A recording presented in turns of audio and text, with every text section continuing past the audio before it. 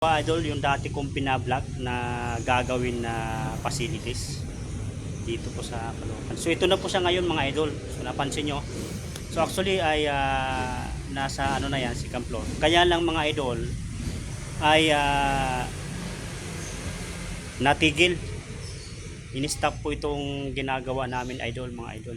Natigil to dahil ay nagkaroon mga idol ng issue regarding po doon sa mga flood control na damay po yung ginagawa namin mga idol. So isa po itong warehouse idol mga idol ng DOH. So ito po yung mga idol ay natigil po ito.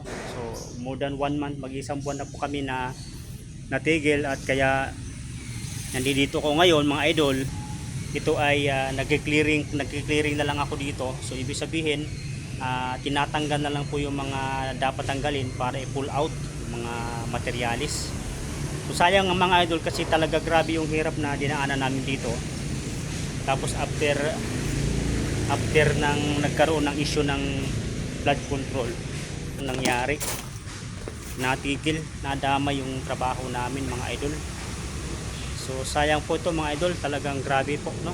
Yun mga idol, salamat po, at sa update ko lang po kayo mga idol na sa ngayon ay nandito po ako na mga yan, yung mga ano na yan. Yan yung mga tubo na yan mga idol. Yan po ay aking nililigpit. Galing po yan doon sa kapila mga idol. Diyan, bakod po yan dyan. So tinanggal ko at yun nga, kasama yan sa pull out mga idol.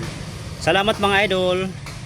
Na po ay kung saan po makarating po yung video na to ay sana po isuportahan nyo po. Thank you so much mga idol. Bye bye.